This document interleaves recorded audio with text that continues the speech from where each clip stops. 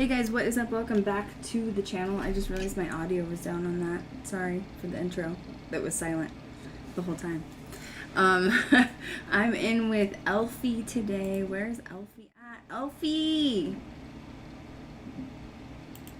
Are you in the How's house? it going? Yay! So, we're finally back streaming again. Feels like forever, doesn't it? Feel like it's been like 400 years.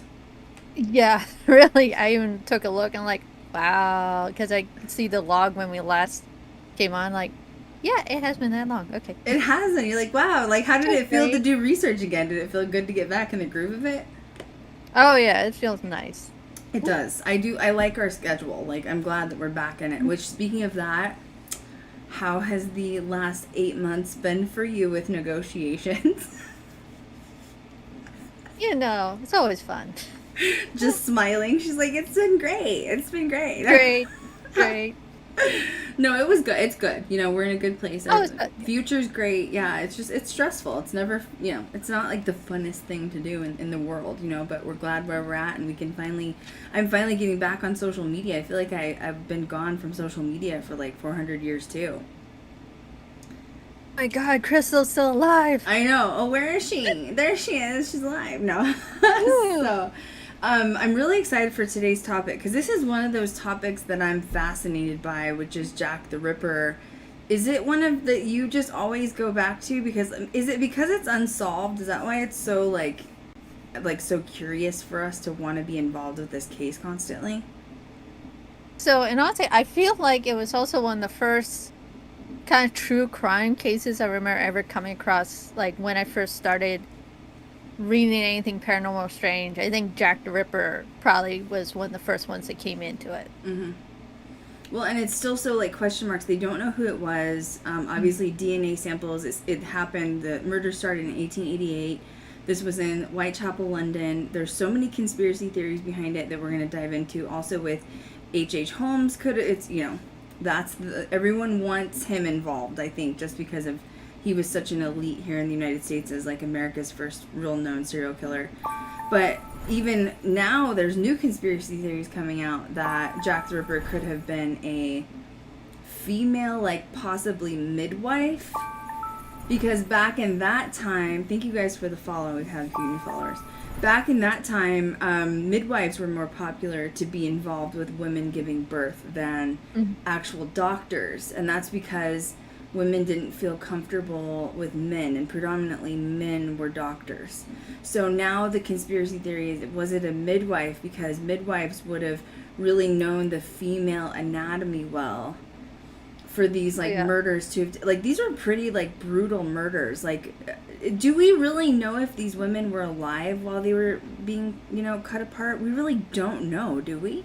We don't know. I think they have theorized like the first kill was possibly the actual like kill hit, and then the actual like disembowelment and everything hopefully was done after they were dead and everything. I mean you read over it and it just gets more and more grisly every victim you read about and everything. It does seem like he started, or whoever, he, she, whoever it was, started getting very like violent. Like I feel like the first death wasn't as bad, and then it just progressively just got. Is that how you feel about it? Yeah, it's almost like they got more confident in what Mm-hmm. they were doing. Like the first one was they weren't too sure. That's why I think probably because they talk about a few killings around that time that no one's ever been able to say yes for sure if it was a Ripper murder. So I can Right. see like the first early ones were like hesitant, not sure about it, and then as they really get into it, that's when you see it getting more uh, brave and really into doing it because now they have a pattern set. It is a pattern, and it was always, well, most of the time it was streetwalkers or prostitutes at the time. Mhm. Now, before we get into this like full discussion, I do want to say that back in that time of 1888, really up until recently, like 50s, 60s era, women didn't have a lot of options for jobs. And I don't think people realize that when you really think about the time and the era that they were stuck in.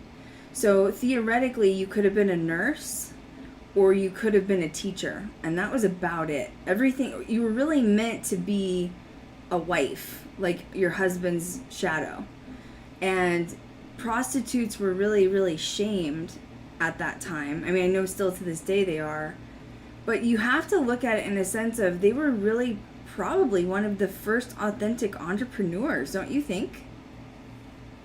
And you also had to look too that this was an era that was the poorest of the poor, so they had even less opportunities. I mean, you had the workhouses, and you had maybe some minimal, but not really big opportunities for women. So there was like basically workhouse or possibly selling your body on the street. And that was like kind of your which option do you want? Right, or not eat essentially and not have a roof over your head, or find someone to marry and just become a housewife. And like, I've made jokes with Kat about this, and I mean it sincerely. If I were in that era, I would have been streetwalking, because I wouldn't have been able to deal with being a husband's shadow. I don't know how you feel about it, but what other options do you? You're right. You have no other options as a female to be on your own feet and take care of yourself. And I can't imagine being put in that position. So I believe at least most of these women were older women too, so they were possibly out of the realm of, at that point, marriage. Like I think they were like in their 40s. So when you hit in your 40s, at that point they consider you like an old maid and not really marriage material. So their prospects got even like lower. Well, even then, think about this too. At that time, like, we're stepping back in that era, which is why I love the sensation of like thinking in that era. Even if you were a widow or divorced, you were basically used and not wanted, essentially, and like that was shamed in the eyes of the church. So even if you would have been married and your husband died and maybe he didn't leave something for you, you had to figure it out for yourself, there is really not a big possibility of you finding someone else to replace that husband. So, especially if you were older and everything. Also, it was a weird, like, I've read some of the mourning stuff when a woman lost their husband, they became a widow. It was this weird kind of limbo area. Of one hand, they kind of, if you were young enough to still have children, you should go and marry. If you were older and possibly not able to have children, then you should basically mourn your husband for the rest of your life. And we probably could connect that slightly to Queen Victoria and the fact that she technically never married after Prince Albert passed away. But yeah, it was one of those, like, if you were young enough to still have kids, yes, go get married. If you're older, then you were just kind of usually the family would take care of it, like the relatives of the husband or your own relatives or anything possibly took care of you after that. Well, and why, like, the thought is if you are an independent female in that time and you're essentially before your era, what if you don't want your family to take care of you? What if you want to find your own way and you're in an era that there's no options for you to find your own way? And this is it. Hopefully had enough money then, because that was the only way really you would ever see any women have any kind of independence, is they somehow had a fortune left to them or some estate.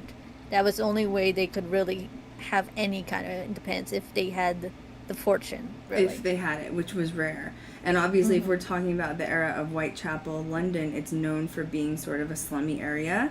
Especially back in 1888, it was definitely known as the poorer area.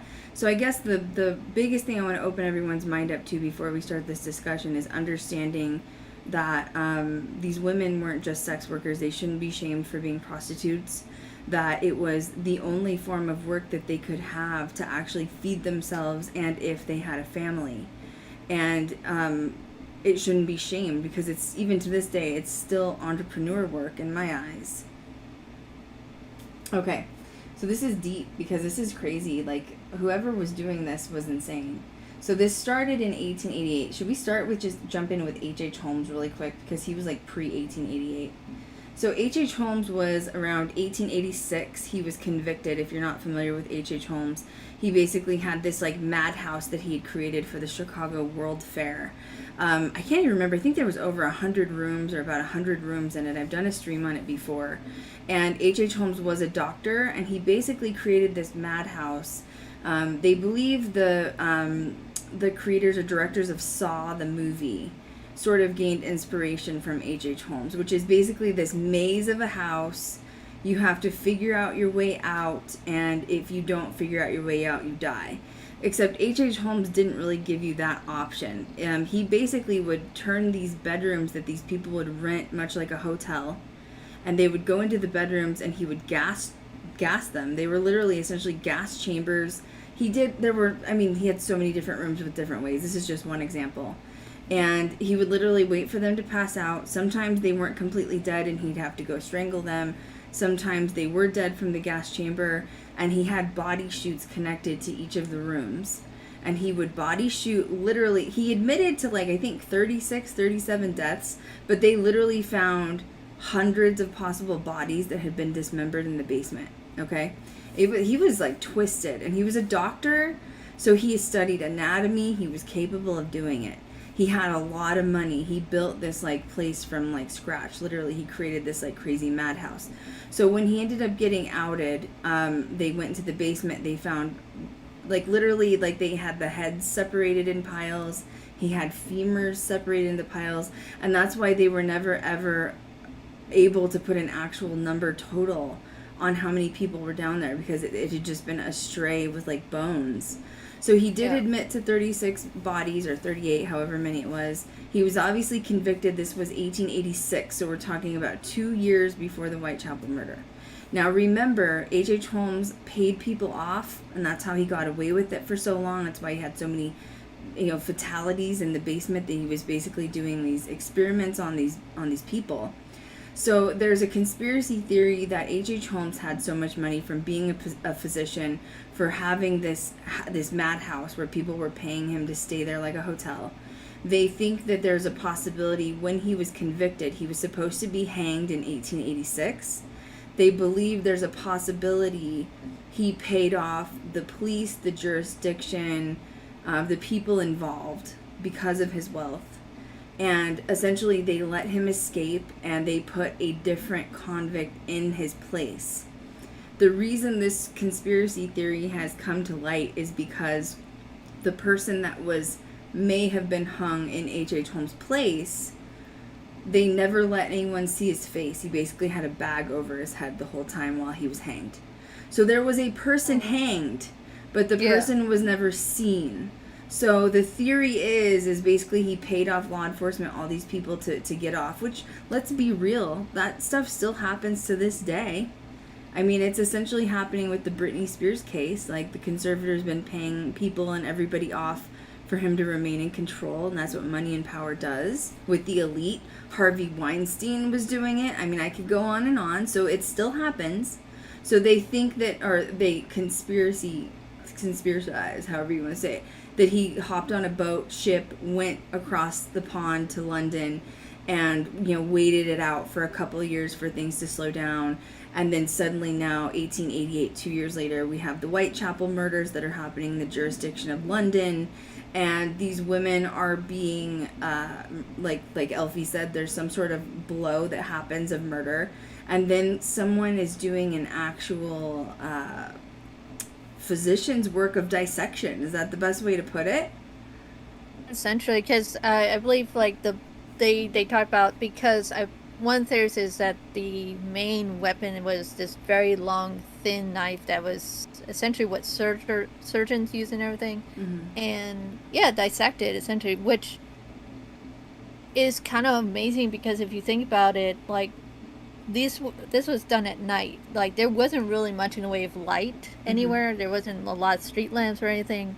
So to be able to dissect the body with barely any light and know where to go and what to do and everything, that's pretty impressive no matter what. They said it was with precision, it was perfect cuts, it was some sort of knowledge that only a doctor would have. And you also have to take back for a minute and remember it was 1888.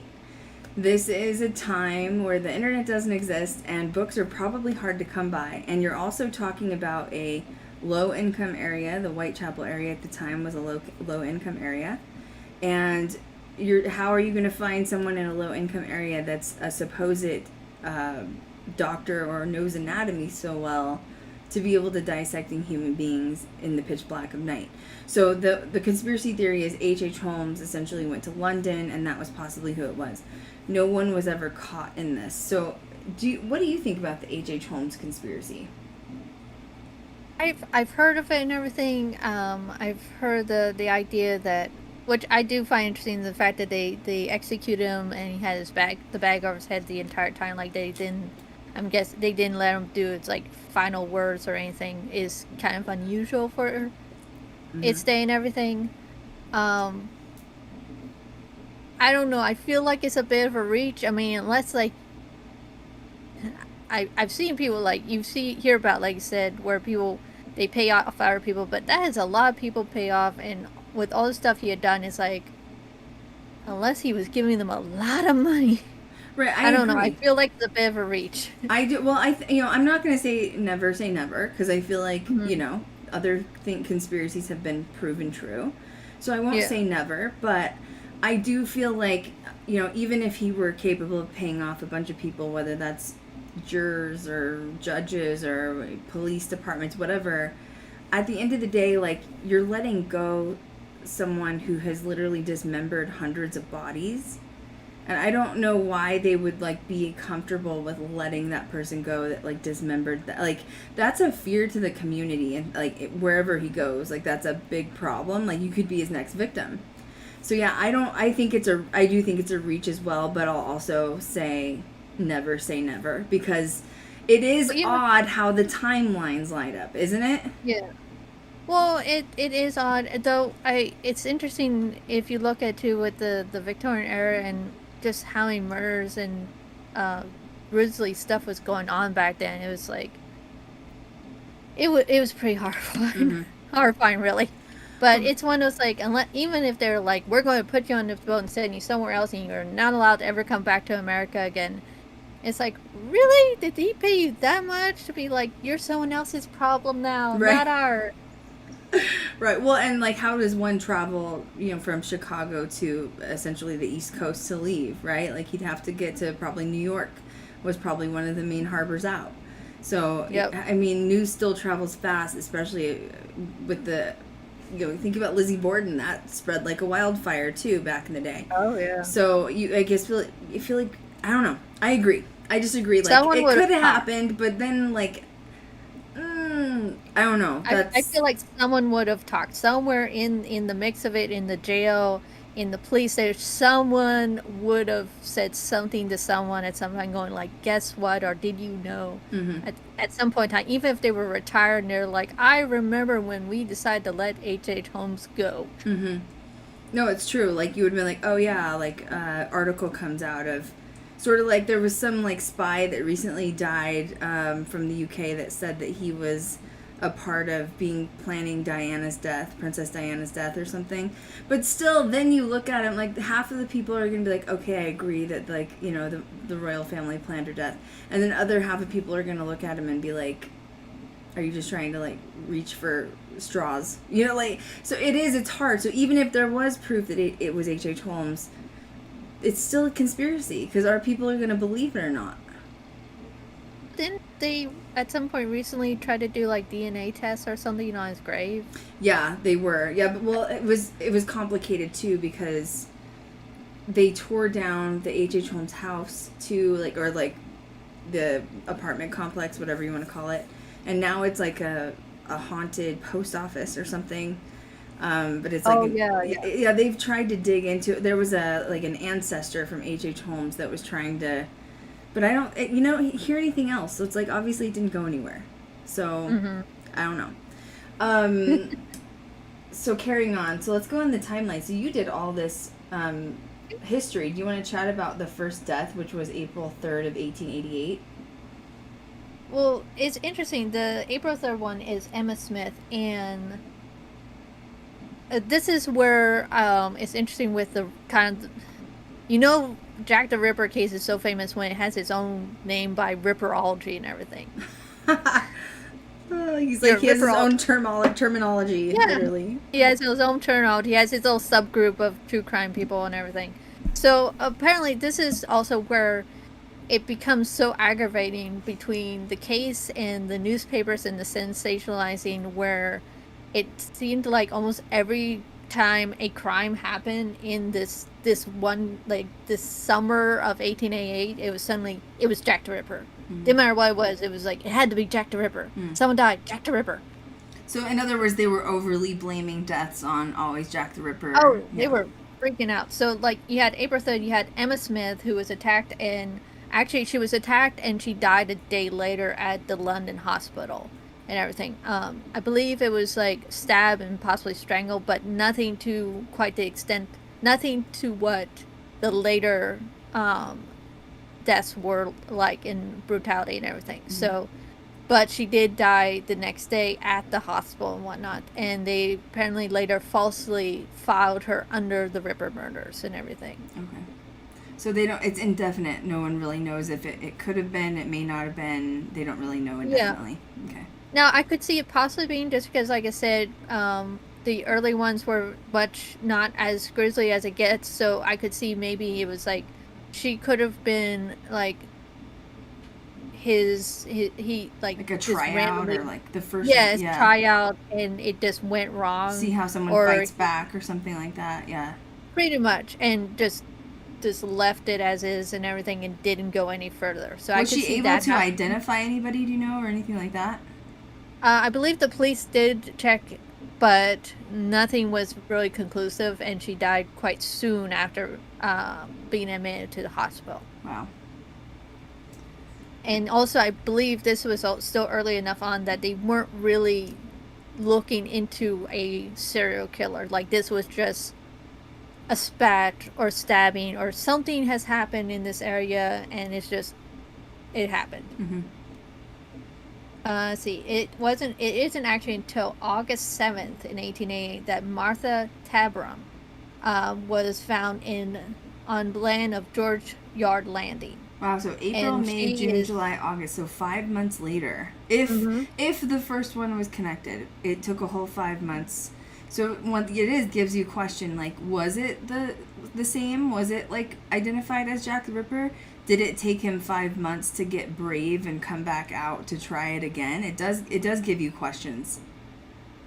See, just especially, like, first time didn't work, just maybe it was a whim of the moment, like, we're going to try this, and it didn't work. So maybe he staked out the area, checked out the area, probably tried to familiarize himself with the Whitechapel, that general neighborhood, to maybe find the right spots or places to be more discreet on what he wanted to do. Mm-hmm. So it could have taken him some time to almost stalk or stake out the area that he wanted to be in. Mm-hmm. Ooh, Eilfie's thinking like a serial killer. Everybody watch out. I love it. Okay, so August 7th, this is Martha.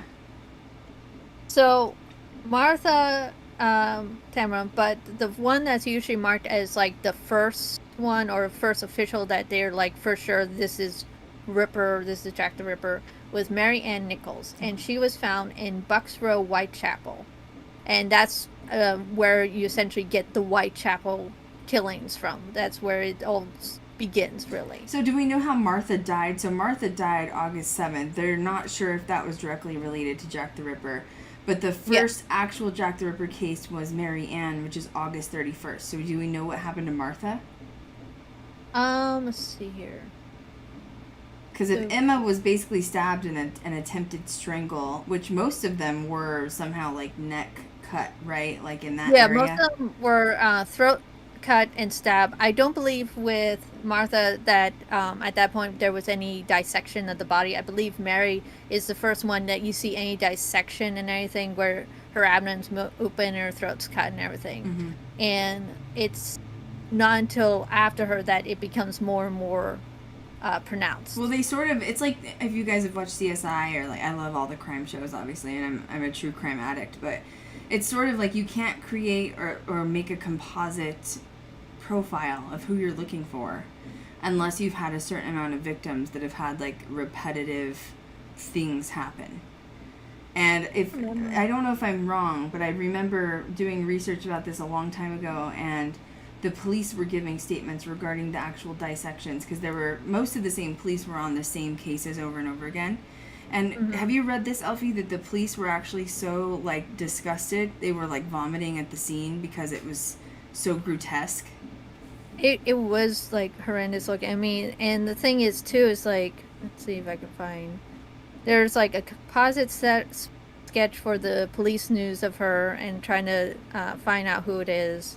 Oh, she's not the one. There was later ones where it got even more grisly, like basically chopping off pieces from her face and everything. Ew, Jesus Lord. How can you do that to a human? I don't get it.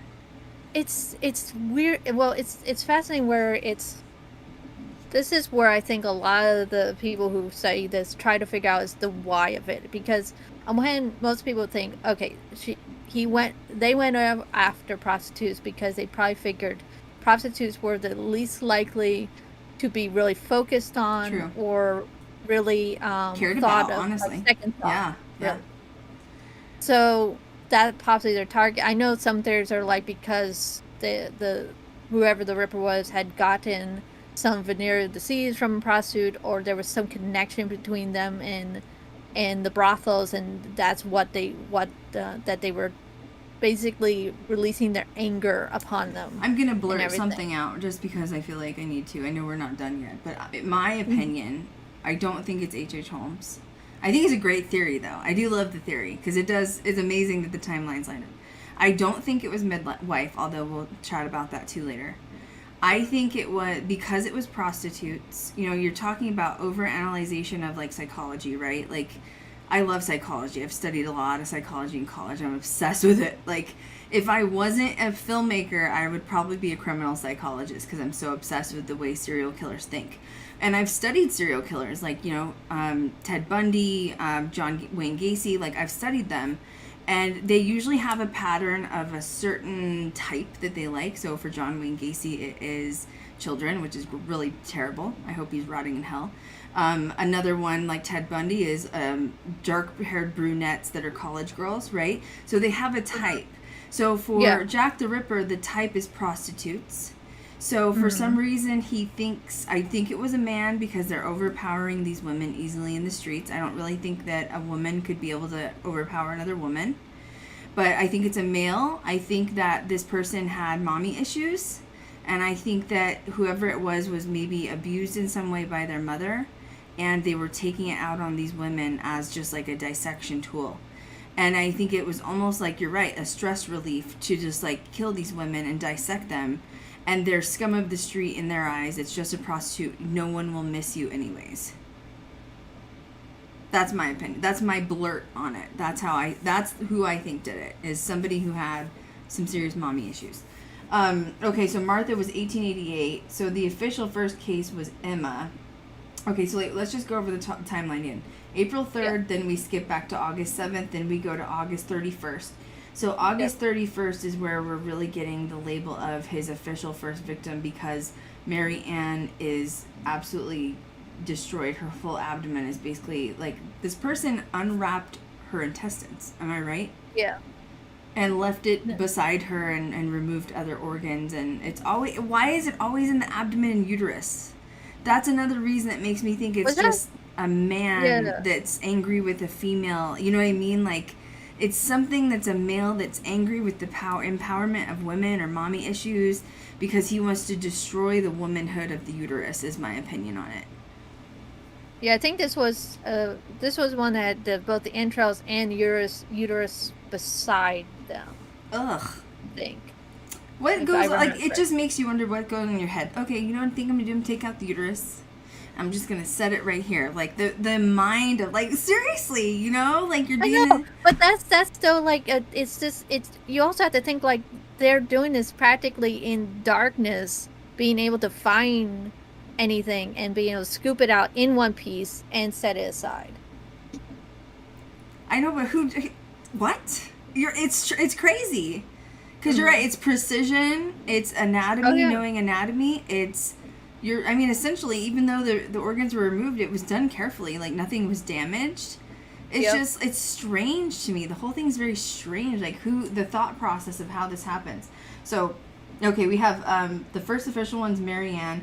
Now we're going into September 1st. So holy crap, this is moving quick now. So at first was if it is April 3rd as the first, possibly. Then we're in August 7th, August 31st. Like, this has happened in weeks. Now we're in September 1st. So this person murders and then turns around and murders again the next day. Like, literally, like, doesn't even care. Well, yeah. So it's September 1st and the 4th is when the police actually get involved and start questioning the prostitutes and the area, trying to figure out. And apparently, this is where you get the theory of the leather apron person who keeps popping up in their investigation, in their questioning of people and everything. So what's behind the leather apron again? Is this just basically the nickname they essentially gave him in the beginning? I think so. It was just a description of this man in a leather apron that was possibly like a butcher and everything, because I believe in the Whitechapel you're close to the meatpacking district and everything. Mm-hmm. So this is where you get the theory of either it was a doctor or a butcher who had the skill level to be able to do this precision. Mm-hmm. Because you have to think too, if you were a butcher, then they would have been able to cut open a body and remove the organs without doing damage, because if you do damage to the organs, then you damage the... Right. Mm-hmm. Jesus, take the wheel. So I'm sure that if it was the meatpacking district or if there were meat markets around, surely they investigated it, I'm assuming. So this is where, like I said, the leather apron person keeps popping up. So it probably someone who... This is what I find interesting, because you have to think too that this probably is an area that everyone kind of knows everyone else in some way, because it's like a dense neighborhood, few blocks if you look at the map. So everyone probably knew everyone else. So if they were mentioning this one person, leather apron, then it might have been someone who was not a regular of that area that was popping up in their mind. Wow.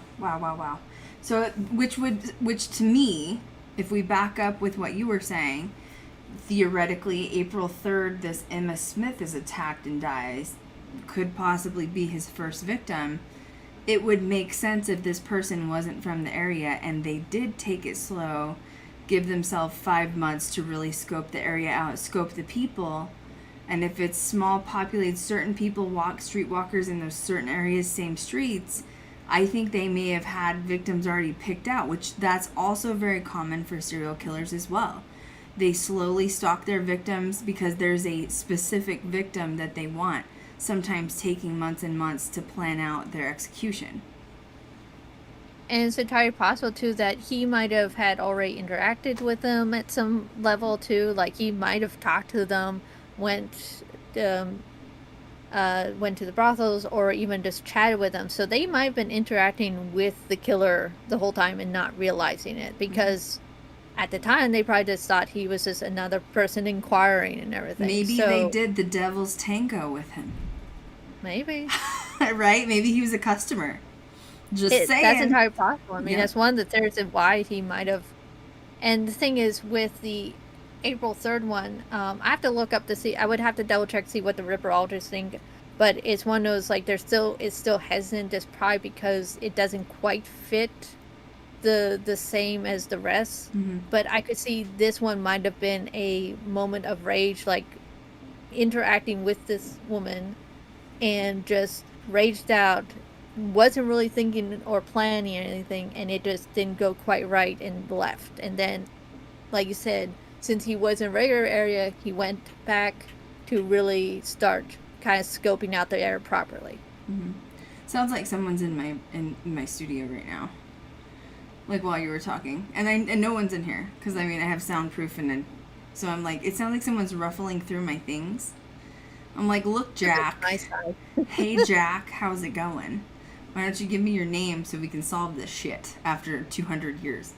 Anyways, okay, so September 5th, 1888, the Star newspaper publishes a write-up on Leather Apron serial killer. So once again, let's mimic, Ted Bundy. We've actually seen with him speaking with the police, and they have him on videotape talking about how he loved being publicized.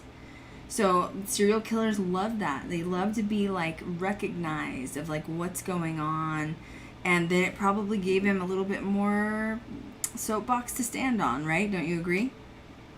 You also have to think too here that these newspapers probably didn't exactly hold back on the details and everything, and that's Ooh, one of the I things I didn't. You're remember seeing. right. I didn't Yeah, think they about they wouldn't hold that. back, and like Yeah. even if some of them were like sketches, it'd be like all the details and everything. So Ooh, unlike wouldn't that today be where interesting to go newspapers to London do, and try to find original clippings of articles? oh, that'd be awesome. Elfie's like, please let me go to the library and just leave me there for days. She's, Let me go to the archive. oh my god, that would be amazing though, because it does make you wonder what was said. Like, but I would like to see the whole scope of them, not just like one. I want to see what all of them said during that time. Oh yeah, and the thing, this is also where I was noticing with the research that this becomes the problem. It's one of those. It's a good thing, especially for us. Seriously, it's a good What was thing, that? especially for Oh, babies. oh, was it? You like tell your cat seriously? Can you just Yeah. not during the stream, okay?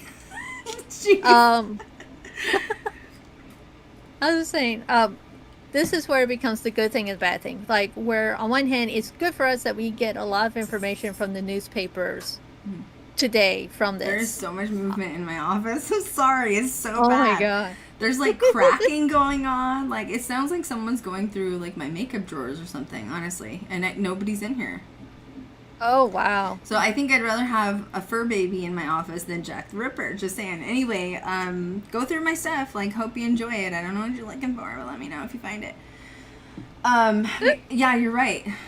You're right. I So agree. yeah, it becomes like you have the press interviewing possibly the cops and whoever was at the scene, and that's the other thing. Like some of these scenes were pretty out in the open, so people seeing all of this going on, and they're just talking to people, and it's either how much of it is people saying they actually saw something, or people just like, hey, I'm going to be in the newspaper and say whatever. So now you have people today trying to decipher how much is true and how much was it someone just wanting that 15 minutes, honestly. Right. Or did the press overly exaggerate like they do today? Yeah. I mean, there's so you could look at devil's advocate both sides. Like, was it accurate what they were saying? Were they saying more than they should have? Were they saying inaccurate details and like making it look worse than it was, better than it was? Like, you don't know. But either way, I think that the publicity probably gave this killer, some excitement that like they felt famous. I was just thinking too, like there's an entire possibility, because I think I've heard sometimes where like murders like will come back to the scene or will get close to the scene. Like there's an entire possibility that the press could have interviewed Jack the Ripper without realizing they were interviewing Jack the Ripper. Mm-hmm. Mm-hmm. Like they could have been talking to him. He's like, "Oh yeah, I saw that. Yep. Oh my goodness, such a horrible thing. Mm-hmm. Yep." So Talk about sociopath. I mean, that's a typical serial killer, is a sociopath. And I could see him like, depending on the person's characters, like they would be. I could see him like trying to push that line, like how far can I get away with this? Right. I agree. Well, obviously, if you're capable of slicing and dicing a human being in pitch black, like. There is still. Can you hear it? Cat keeps saying it's loud. She can hear it. I can. It's just like. I mean, I would look behind my backdrop, but I know nobody's in here. Like when I'm streaming, my animals are locked out. My room is soundproof. It is like. I don't know. Oh, Jack. Hey, Jack. What's going on? Not normally your type. What can I do for you? Next one. So leather apron is this, which is such a. I mean, okay, I get it. It could be a butcher, but isn't that just so like? Normally, when you give a serial killer a name, it's a rolling off the tongue sort of title. I feel like leather apron is so like, don't you think? Like it's like, who did that? It sounds so cheesy. It's like cheese ball. You know what I mean? Also, like I would think because they're probably close to the workhouses, and I'm not sure how close they were to docks and stuff. They were near working areas where there would have been people with leather aprons. It wasn't like a highly unusual thing at all in that day to have someone walking around with a leather apron. I know the butcher that was innocent was probably like, shit, I can't wear that out anymore because people are going to think I'm a murderer. Like, I was just wearing my attire, I swear it's not human blood. Yeah, really. But how could you tell at that time? You probably couldn't, you know? Mm-hmm. Like, ugh, Well, they just, yeah. strange. So, okay, September 8th, Annie Chapman's found in the backyard. This was one of the worst ones, wasn't it? Let's see. Annie Chapman. She was found, like, in, like, a back area that was off. Yeah, she was in a backyard area, which actually sounds like, that sounds a little more open. Like, instead of, like, in an alley or something, this possibly shows that the killer is getting even braver, that they're doing it more out in the open of, like, yep, I have done this thing. Right. And she was just, like, mutilated, they said. Mm-hmm. It was interesting because when I was doing my research too, I'm sorry, my mom's dog just came over and he sings, so he's singing right now. So let's just, wait it out until he's done singing, because that's just what he does. He's like this huge terrier, and that's how he greets my little tiny dogs. Hello, Astro, can you just stop for a minute? It's fine, everything's fine. I'm sorry, guys. You get to hear my dogs have an orchestra back there. Oh, for Jesus, take the wheel. It's gonna be fine. Anytime now. Anytime now. Okay, there we go. Stop. Sorry. When I was doing my research, I found there's this group that's like, it's in London. So I'm not sure if they're paranormal investigators. I didn't dig into it enough. I found them on Instagram. Maybe I'll tag them on social media in case you guys want to follow them. But they're a group that does like tours and research in London area and like trace the steps of Jack the Ripper. And I thought that was really cool. So once again, I don't know if it's paranormal related. It might just be like a tourist thing related. Mm-hmm. But I thought that was really cool that that's a good thing to take advantage of. Like, that's a big thing that London's known for. And there's a lot of people that are horror fans and serial killer fans like we are. And I'm glad someone took advantage of it and, like, did something with it. Also, it's a great, in some ways, like, they can go these places, not necessarily have to go into a building. They can be on the street area and still get that interaction. Exactly. So Annie Chapman, I'm reading about her too. Mm-hmm. So, is she the one that had the children? Let's see here. No, maybe not. She was 47. Where she was killed was nearby where she had been lodging for 8 pence a night and a double bed. Well, and of course they say that she had a weakness for alcohol when she was young, and so she was a drinker. So once again, I'd like to see the tabloids to see if, tabloids are good at painting people in bad perspectives. Meaning the tabloid could have made her out to be like, oh, she's an alcoholic, she was a prostitute, she's dead, so what? Like that type of attitude. So it does make you wonder how it was sort of construed or how it was changed a little bit. Might have, like, slanted it more towards, like, because some of it would talk about how it's like, okay, so you have these prostitutes who were like, they only get so much money a night, and are they going to spend it on lodging for that night, or are they going to spend it on alcohol? And it was just like, wow, we're just getting really dark here. Mm-hmm. So, okay, she is the one that was married. So she was married to a guy named John James, and she did have 3 children with him. So Emily, and she had, there was 2 other kids. John Alfred was another one, and John was born with like disabilities, it says. Anyway, the reason I'm looking, because I'm like, okay, does this person have descendants still alive in the UK? It's entirely possible, yeah. See, that's the stuff that like I get obsessed with when you're like, okay, this person may have descendants still, and this is like crazy tragedy that's surrounding it, and it makes you think. I feel like when you hear stories like this, you forget, which is why documentaries are so important to me and why I love like filming documentaries. Because when you do something like this, you could bring in the descendants, whether it's like great-grandchildren, whatever, and you sit them down and talk to them about the events that took place with their ancestors and family. And suddenly now it's no longer a story, it's actually their real life. This actually happened.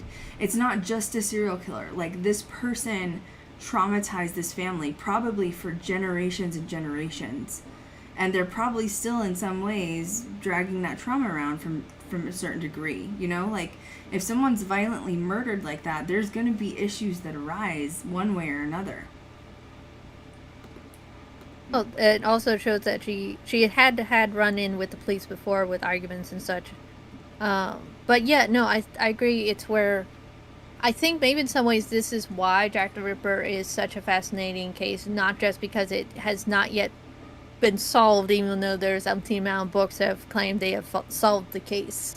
I know, I hate that. That bothers me because like I'll watch documentary, yeah, or they promote it on social media, like, oh, we went to the UK and we solved the murder and we know who it was. I'm like, but do ya? I really don't think you do. Like, so you have a theory. Yeah. You have a possibility. Well, I feel like there hasn't been enough done, too. Like, I told you, I want to go to the UK and really dig up the files from, like, the archives of the police station. And, like, I would love to, like, literally do a trip, like a month-long trip there. And let's just see where the road takes us to leading us on the steps of Jack the Ripper. You know what I mean? And because I know everything's haunted over there. I mean, it's old anyways, but especially anything related to this. I think with serial killers, sometimes they don't want to cross over because they're afraid to meet their maker. Is that how you feel when crossing over happens?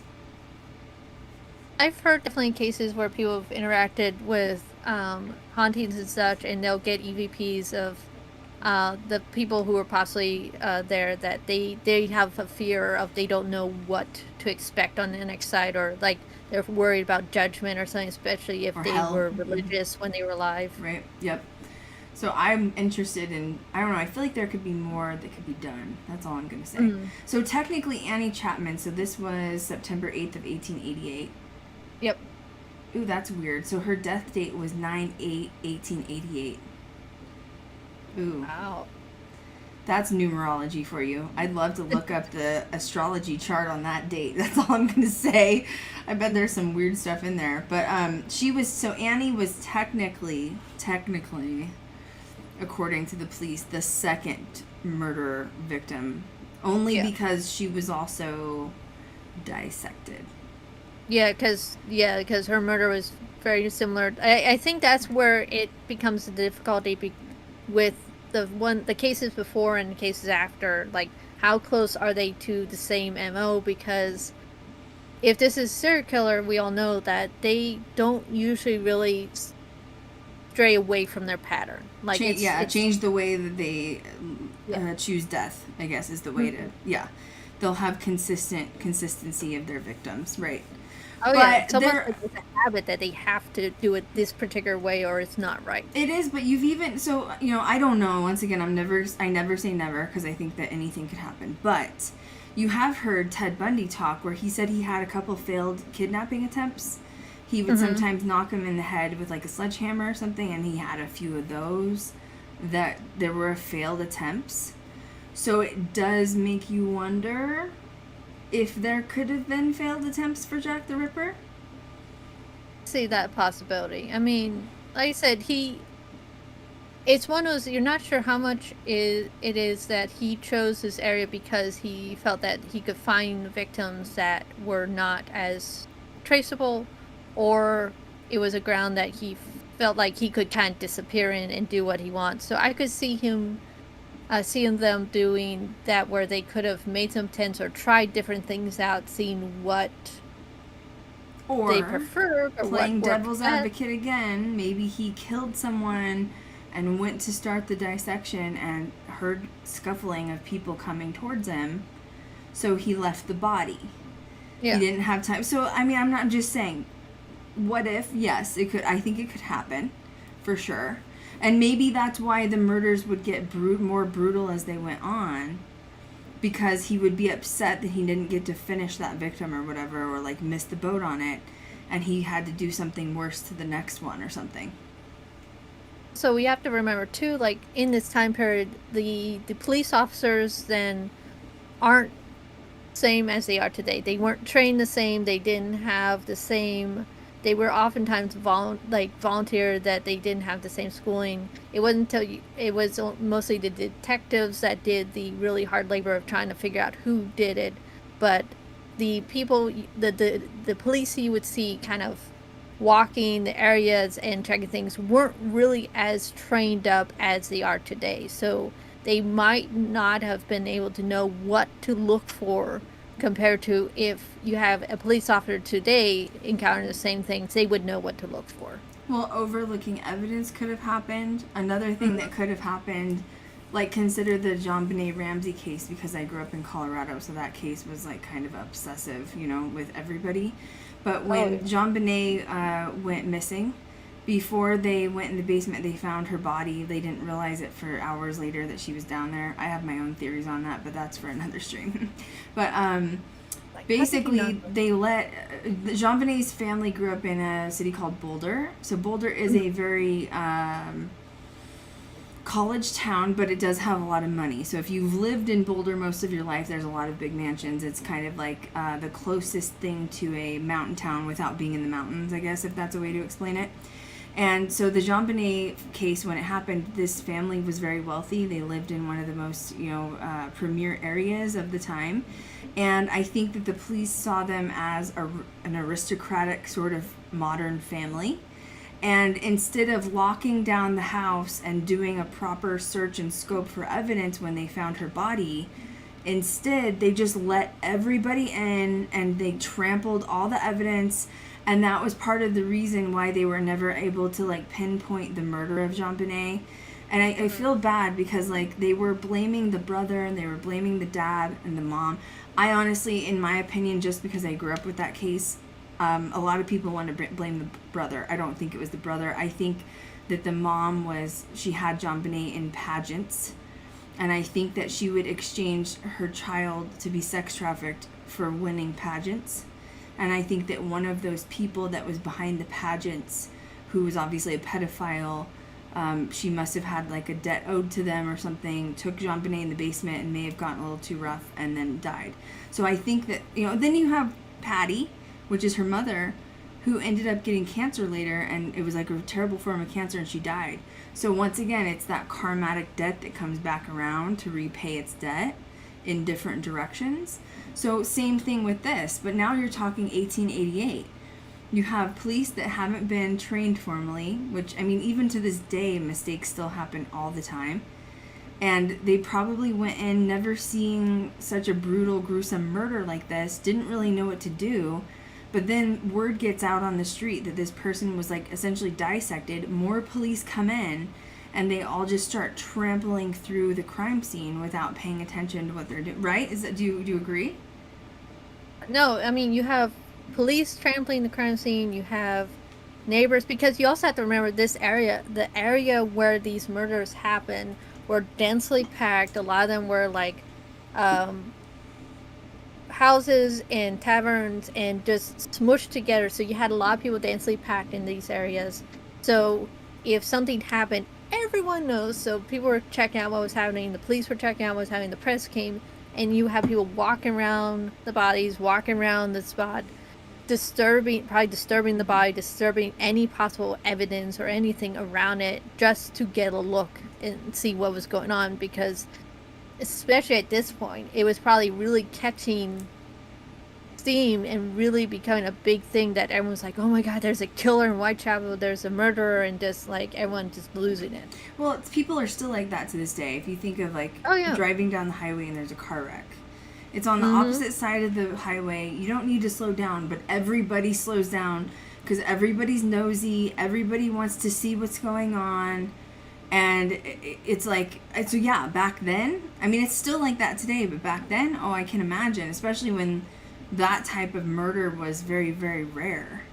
But everybody wants to be a part of it and say they saw it. Right. Yeah. Well, it's also, I hate to say it, but it's kind of like a topic of conversation too, don't you think?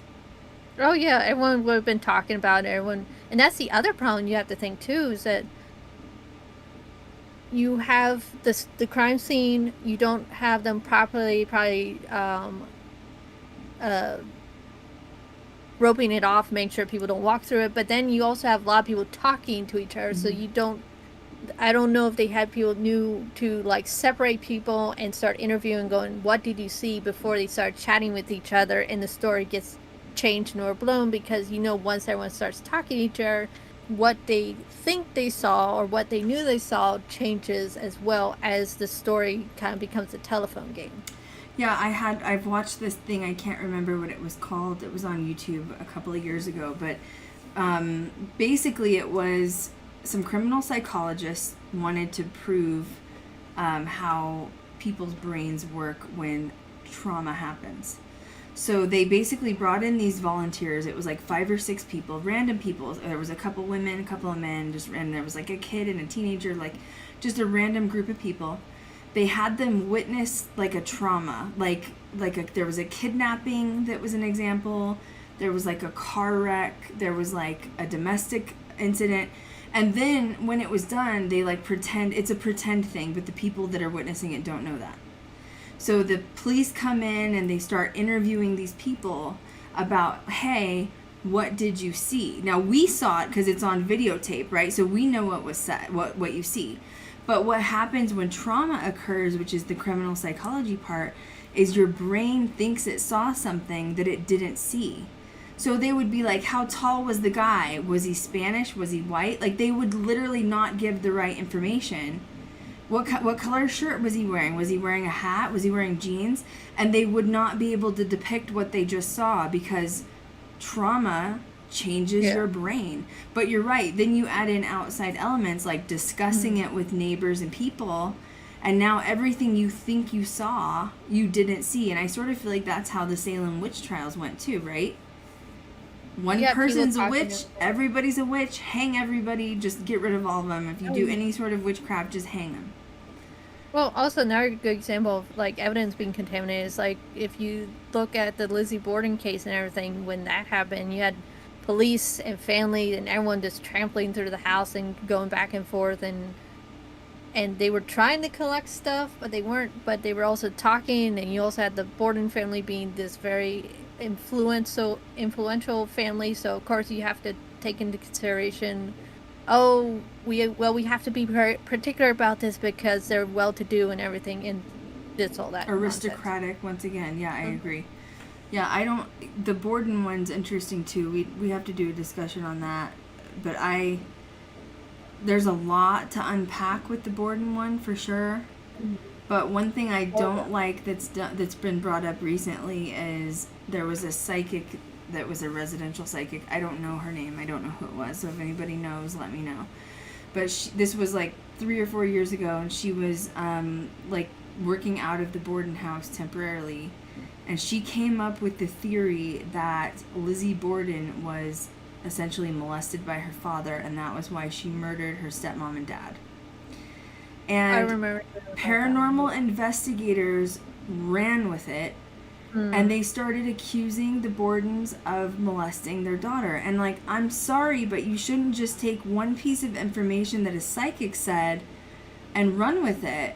I'm not saying it didn't happen. I'm not saying it did happen. I'm just saying that they're not here to defend themselves, and that's an interesting theory to come up with, 100 and something years later.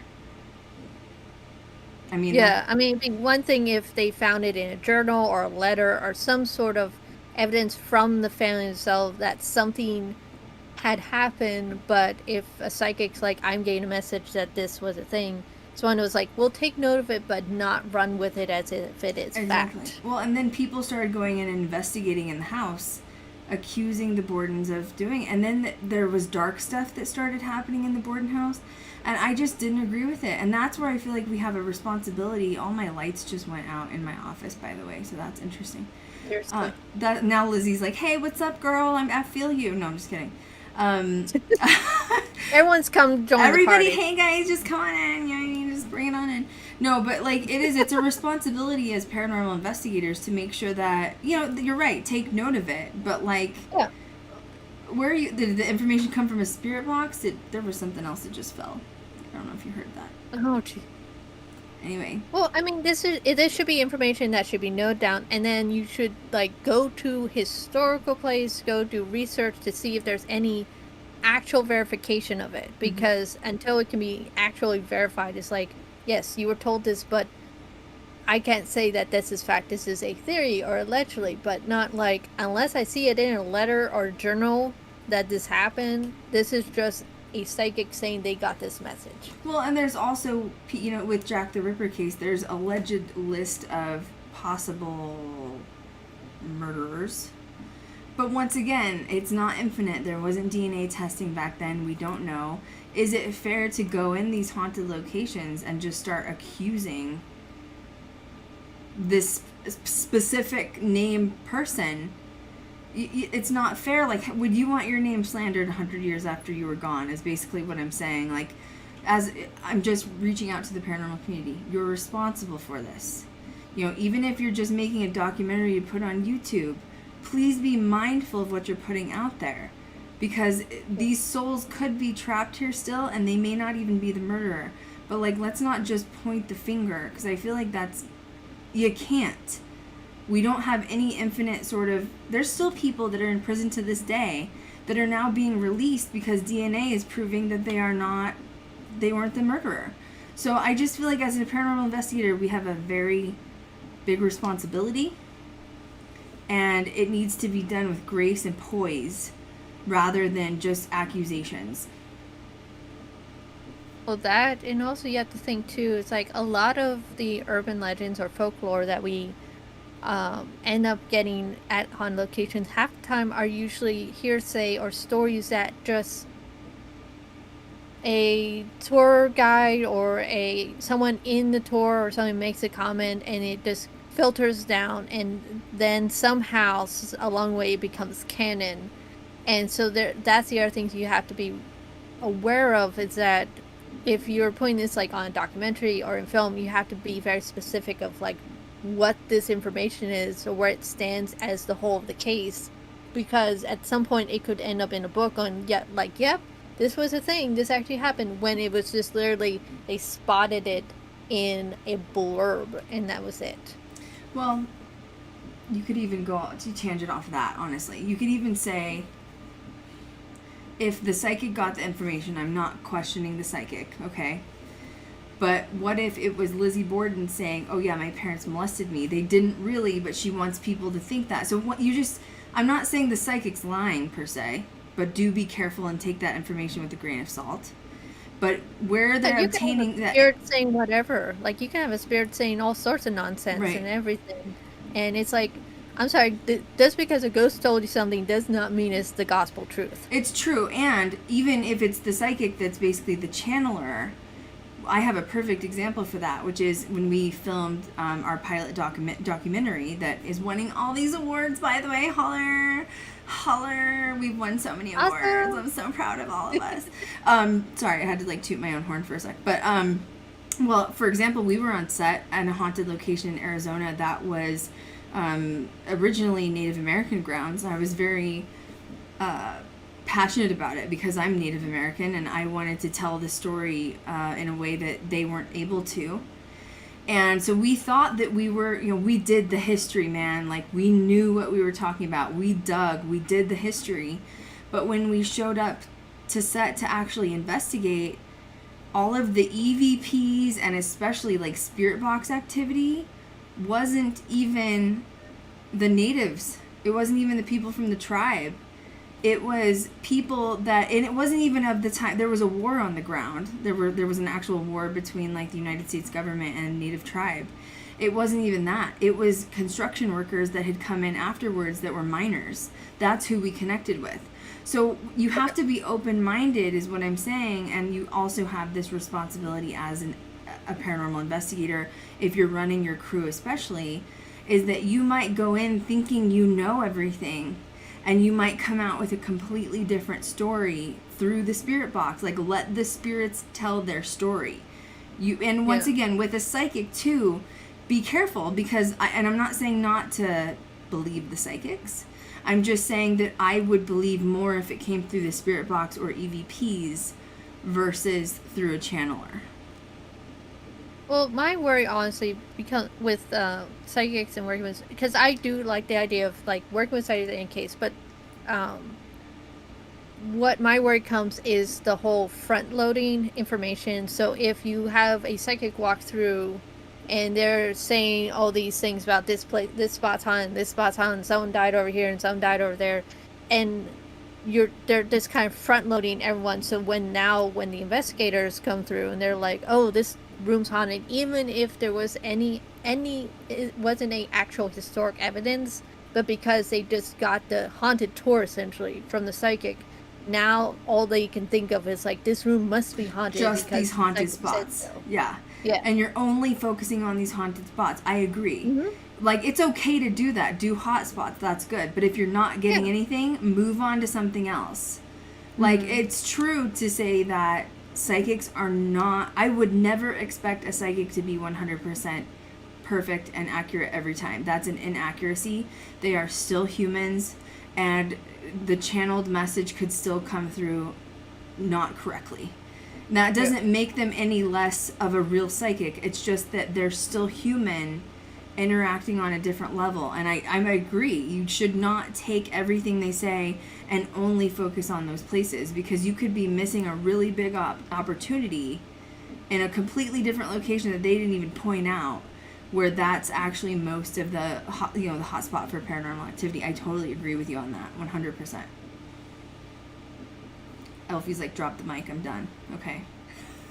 No, I mean, like, for me, like, I like the idea of using psychic walkthroughs, and we use them on our show and everything, but what was good was actually keeping them kind of separate, where the investigators didn't get front loaded, and even actually it was good that the clients didn't get front loaded, because the clients hear all this stuff and they're like, oh my goodness, this room is so haunted now. It's like, you just heard the psychic say it. Was it haunted before they came through it?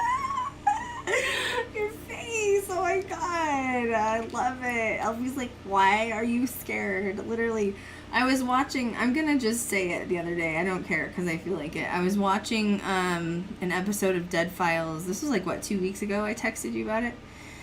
Yeah. And I can't remember the episode. It's a newer one, I know that.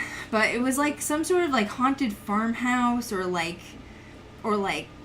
I don't know. It's always the farmhouses. Yes, isn't it? It's always the farmhouse. It's always the middle of nowhere farmhouses that are most haunted. Yeah, like, what kind of Ed Gein weirdo are you out there hanging out in a damn barn? You know what I mean? But whatever. You don't want to cross over? No, you want to hang out in this weird, crappy, old abandoned barn? Okay. I guess go for it. I have better things to do, Ed. Okay? But no, there was an episode of Dead Files, and you know, I've talked a couple of things about Dead Files. I don't necessarily discount Amy Allen, okay? Yeah. I don't. I've never met her in person, so I don't know. I'd have to meet her in person and see how it goes, okay? Mm-hmm. I have discounted the producers on there, though, because I do think the producers make her say and do certain things to convey a certain way, which you have to, because it's a television show, right? Like... They are about... They need a visual. They need some visual to look at. A little dramatic on the spooky side, whatever. But this episode I watched a couple of weeks ago, she was in this haunted barn. It was a newer episode. And they're sitting down at the end. You know how they're like, okay, I did a sketch of the demon in your house or whatever. And you're like, okay, let me see what the demon looks like. You know, whatever. So they're doing all this chat, and then now we're at the end of the discussion. So, and clearly it was probably haunted. I don't discredit that these people are real. I don't discredit the locations are real. But the way she handled it was like god awful. So basically they're sitting at this table and she's like, okay, this is what, you know, you have to do. You have to get a shaman from the Cherokee Nation. They have to be under 16 years old, and they've had to be a registered nurse for at least 12 years. Like, she always gives these unrealistic expectations of how you cleanse your house. Specific. It is. And you like literally... You have someone on speed dial already we could use? It's like these people are like, where am I going to find one? Like, I don't know. Like, how am I going to find a 16-year-old shaman? She always gives these unrealistic expectations, but... This was different. She did give unrealistic expectations to how to get rid of it, but she basically told these people that their house was infested with demons, and that their ultimate goal was to take over their bodies and souls and kill them. She said that at the table.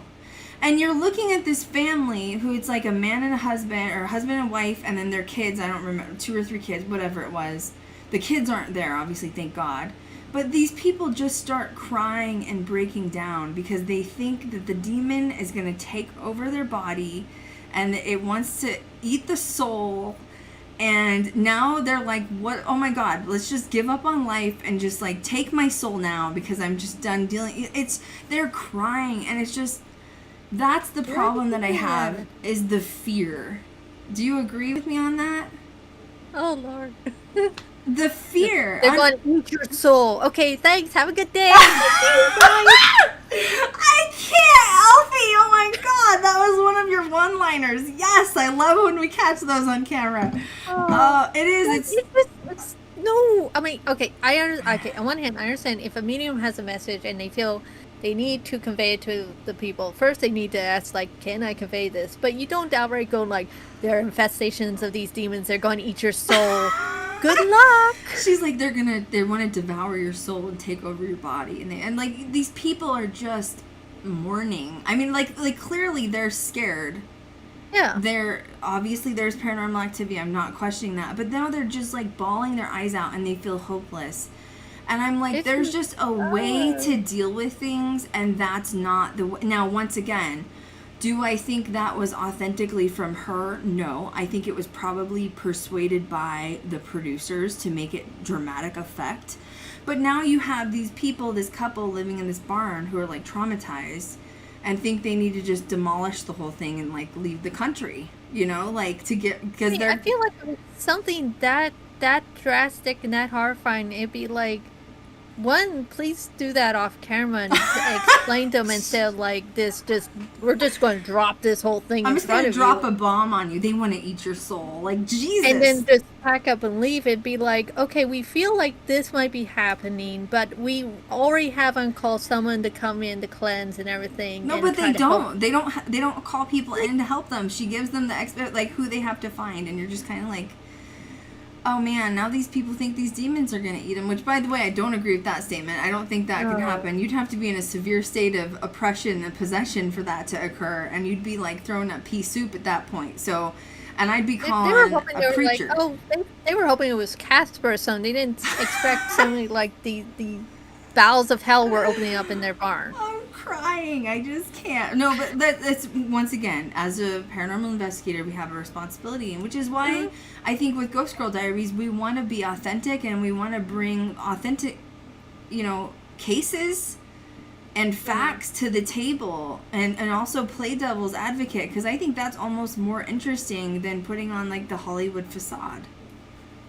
That, and also, like, I know at times, especially if you do bring a psychic or medium onto a case, the families oftentimes do want to talk to them, do want to get their insight and everything, and that's when I feel like investigators, one, they need to find out, okay, what does the psychic want to tell them to kind of, like, figure out what to go, but also the investigators play mediator to make sure that the family's not freaked out, because it's more like, we are saying you want to talk to the psychic, we're going to let you, but we're going to do it off to the side here. We're going to mediate to make sure you understand what's going on, and not just like, oh my God, what's going on? Well, yeah, but then when you make people cry and scream and get scared and upset like that, they're creating more electromagnetic fields, which are in turn creating more energy for this thing to manifest, whatever it is.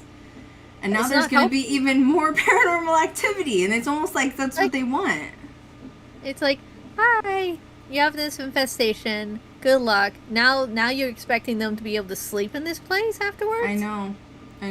It breaks my heart because because hauntings are legit, and honestly, the only message I've ever had is just remembering to take your power back in your own house. If your house is haunted, you have something happening.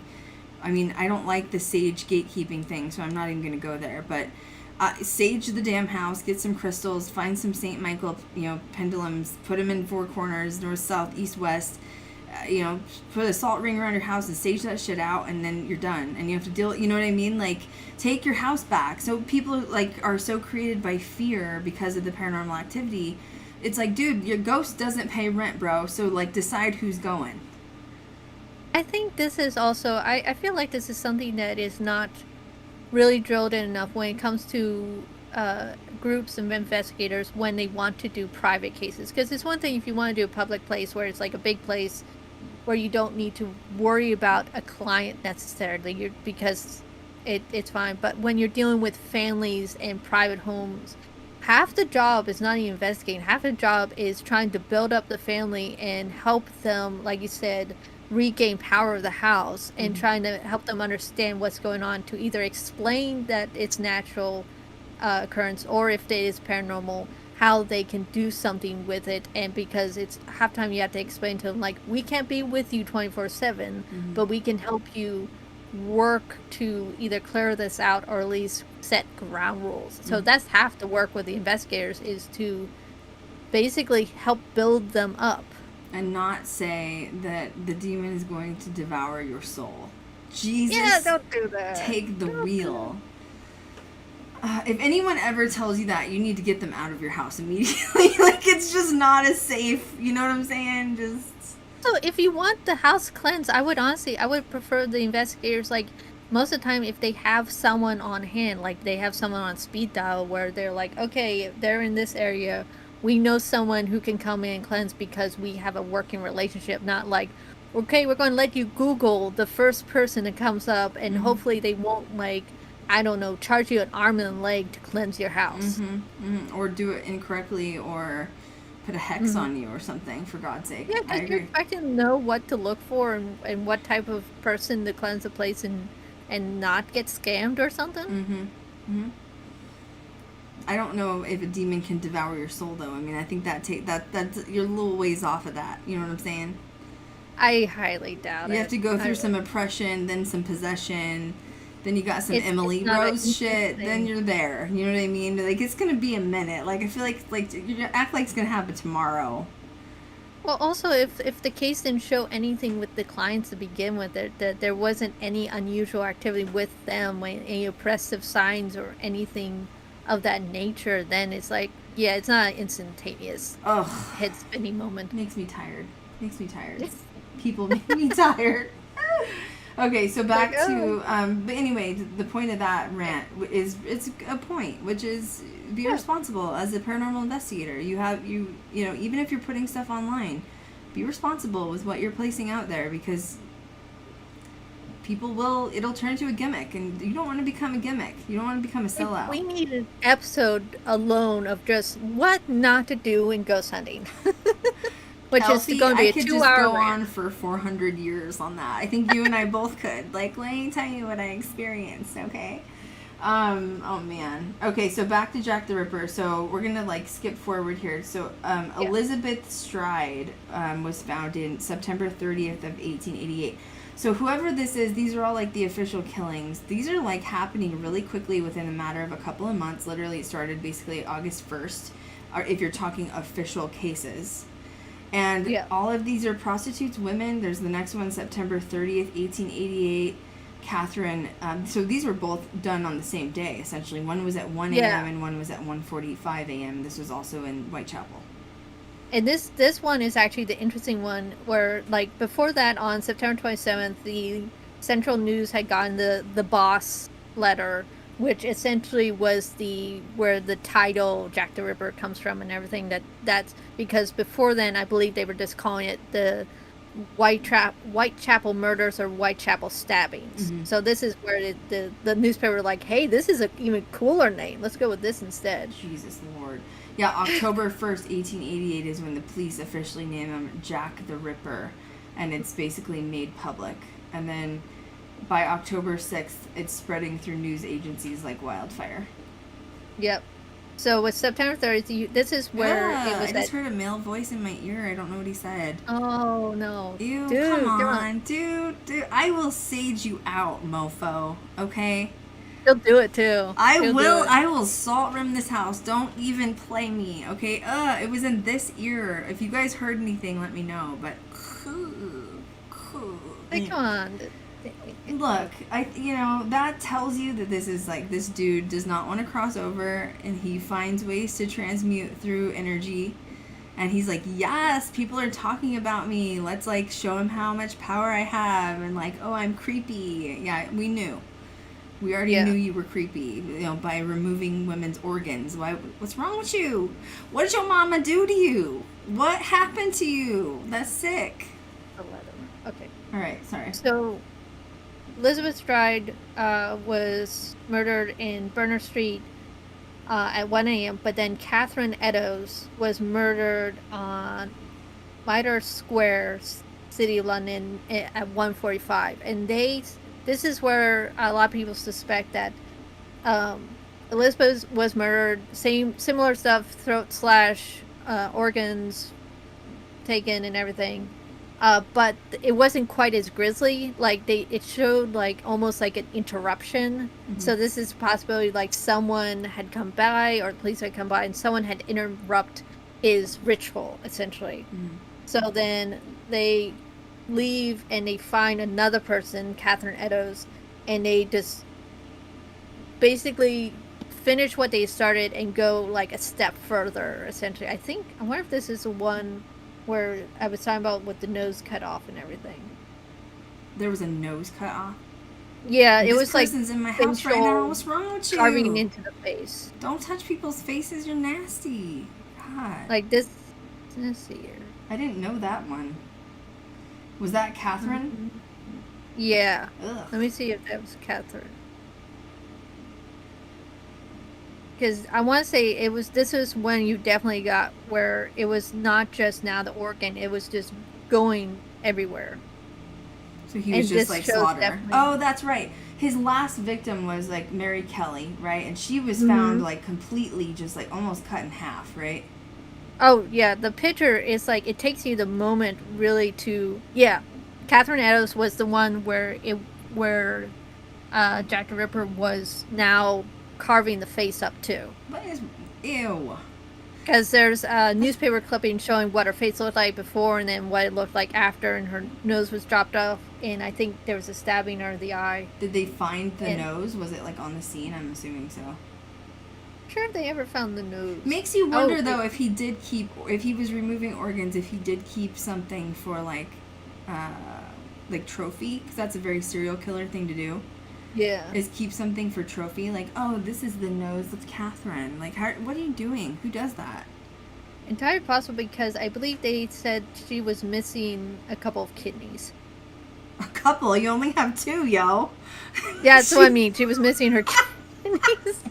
Well, I'm not sure if it was any other organs, but I think it was definitely the kidneys. I don't know if she was missing a liver or anything, but the kidneys were not accounted for.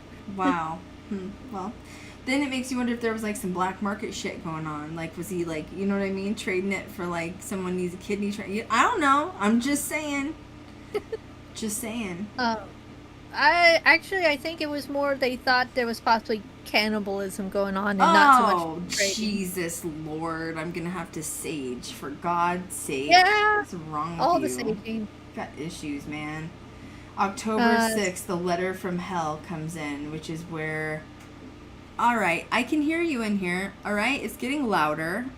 And it's the letter from hell comes in with half the liver, and I believe this is where the person, whoever wrote the letter, claims that they had enjoyed the other part of the liver, not other part of the kidney. So it was half a kidney, and they possibly ate the other half. Right, because you couldn't afford a steak or something, right? And it's like, so we went from just mutilation to now cannibalism, which is actually kind of a big leap, honestly. It's one thing where you have the murder, killing, but the thing is, we're not sure, was there any other signs of parts missing with the other victims? Or was this really the first time enough?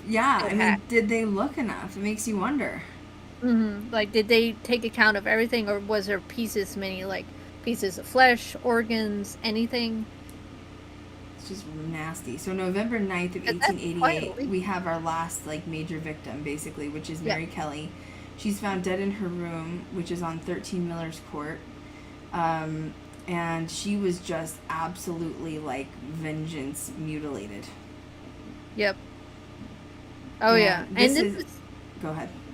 Oh, I was just going to say, this is what is interesting, because you have to think too that photography was still a pretty new thing. Like, it was not a very it was more utilized now at that point than it was when it first came out, but it wasn't as used. So it's fascinating also to see these photographs that are still were quite expensive to do of the crime scenes. Well, yeah, wasn't it the kind of camera where you almost had to put a cloth over you to be dark, and you stand behind it on a tripod thing? And they were really bulky. Yeah, it was the big box ones, and you had to open it up, and they had to wait, like, I don't know, 30 seconds or something to get enough light, and then they closed it up, and you didn't want it exposed or anything. It had the lead plates and whatnot. So it was definitely much more involved than what we know photography today.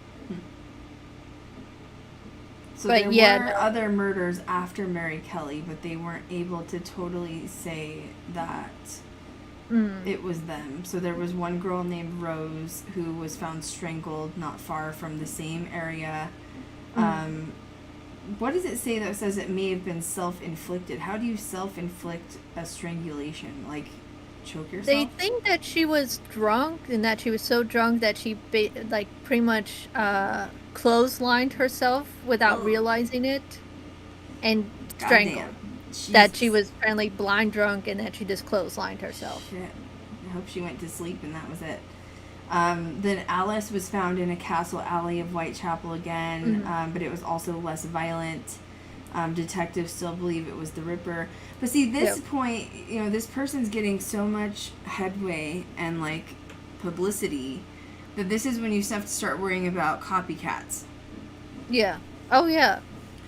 But the thing is, with the difference between, like, with Mary Kelly, if you look at that case and how grisly it was, and just, like, unfortunately, like, just how much it was she was this torn apart, it makes some sense because it's in a room, it's much more private, there's no one to interfere, there's no one to bother, so it was almost like this was the perfect time where they could really just go to town and not see. Now that particular one makes me wonder if it was a, like, quote, customer for the prostitution, because how did she get alone with him at 1 a.m. in a random room?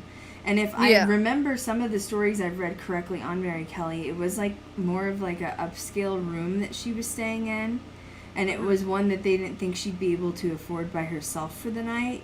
So you're right. Oh, yeah. Was he scouting them by, like, sleeping with them as a customer? I could see that, especially, like, she got a whole room to herself, when most of the time when people got a room, it was more like you got a space on the floor or a bed stacked with a bunch of other people. That was your room for the night. So to actually have a whole room to yourself, that costs quite a bit. Now, they have a F-ton of possible suspects, which is just ridiculous to me, because I feel like this isn't narrowed down at all. You know, like, there's, like, literally 10 suspects that are possible on this list, and to me that says, like, proper investigations just were not done. Like, how do you come up with it? Yeah, it's huge. Like, it's a lot of suspects. That's not even, like, everyone. It basically, wealthy white Victorian man who lived around that time was a suspect, essentially. It's a damn mood. Still that way in Hollywood sometimes, you know what I mean? Like, the wealthy white men. I mean, which is also true, though. Think about it. If he was shopping prostitutes, only wealthy white men would have been the ones to afford it. At least on a regular basis, yeah. Right. Well, yeah, if he was shopping these specifically, yeah, absolutely. Also, I could see, like, if he was dressed nicely and was presentable, he would probably have more matched what they would be looking for in a customer, so he wouldn't have... If he wouldn't have stood out to them. He would just have been blending in as the next person and nothing unusual, like, oh, my next customer and everything. Which, if he was a surgeon or a doctor or whatever, he would have had the money for that easily to dress up, and it wouldn't have been a red flag. He just thought it was a rich white guy looking for a good time for the night. So, yeah, it's interesting to go down this. So, there's Walter Sickert, is that right? Is that how you say it? He was a painter. So, he basically gave the image of what the killer may have looked like on the outside, but once again, never proven. Another guy named George Chapman, who was arrested for the murder of a couple of his wives in 1903, right? Yep. He basically, he came to London and everything. He remarried at least a couple of times, and then there was this. I'm reading over a string of like married this one and then she dies, married this one and then she dies, married this one and then That she was dies. so And common by the back way, then, though, because you could go get like cyanide from the pharmacy and like slip it in their food and all other ingredients. They had the poison rings. Like women even did it to their husbands, and they didn't have toxicology back then, so it was just like, oh, he died of in his sleep from unknown circumstances. Nobody really knows. oh, yeah, no, you back then you could get a hold of a lot of different narcotics and poisons quite easily at the apothecary, and no one would have thought twice about it, honestly. No, because they used it for there. I mean, I think it was cyanide. I don't remember. It might have been cyanide they used to dye dresses green. Yeah, Because I learned about that in fashion. I want to say cyanide was also used as ingredient for possibly cleaning too. Yeah, I think it was. And to dye dresses green, whoever was stitching the dresses as the seamstress, their hands would start to melt off. And the women would wear the dresses, and they would say you can't wear it for longer than 6 or 8 hours at a time because it'll make you sick. But they would still wear it. It's like, holy crap, because the green was unobtainable at that time from like actual dyes. They haven't figured it. It's just crazy. So yeah, It was this vibrant green emerald color, and there was I'm trying to remember, there was another color that made like a blue, but it was a poison lead. I think lead could make very vibrant colors on both in cloth and also on wallpaper. Well, and everything. only the wealthy could afford that as a dye for their clothing, so they would want to wear it because it made them look like the aristocrats. So it's like, yeah, but you're going to die breathing it in, you know what I'm saying? But whatever, I guess. Another convicted suspect was a guy named Aaron Kamashki, I think is how you say it. And he was convicted, or they suspected him in the 1890s, but he died in 1919. And he was in an asylum. But I don't know, man. Even if you're in an asylum. He was one of the few actually the investigators actually had suspected and everything. This isn't just like later on people throwing darts at the wall. This was actually in the investigation. But then he was basically in and out of asylums from the 1890s till his death. He spent like the last 25 years in one asylum and everything. But crazy. They never could quite nail it down that it was him. Well, and remember too, back then, first of all, people didn't live as long. Second of all, asylums, if you got syphilis, you'd be put in an asylum. So it wasn't necessarily like you were crazy or had some mental illness. Sometimes you were just really sick from like weird things, and they'd have nowhere to place to put you. So you'd have to go in there. So a lot of people with syphilis, you did eventually go crazy, but they would let you live there until the syphilis started like attacking your brain membranes and stuff. Oh God, it's crazy. There's another guy named John Durrett who is also a convicted suspect, and he committed suicide by jumping into a river. Yep. So now this was one of the big ones that a lot of people talk, because after he committed suicide and everything, it was the murder stopped. But a lot of people believe that when he was suspected, I'm trying to remember, he had a pretty good job and everything. I'm trying to remember if he was an accountant or something. And when it came out that he was a suspect, he was released from his job, and they believe that's actually what caused him to jump and everything. Well, you can play victim's advocate with that too. Either he felt so guilty and didn't want to go to prison, so he jumped. Or, it's once again that game of telephone and, Salem witchcraft, where when one person accuses you, everyone looks at you, and you might have been innocent, and he probably may have thought, well, I might as well just end my life. Because even if I'm proven not guilty, I might as well just kill myself. You know what I mean? So it was kind of a sad time to live in, because obviously all 10 of these people. Do you think there were more than one murderers? I don't think there were. I think there was one person responsible.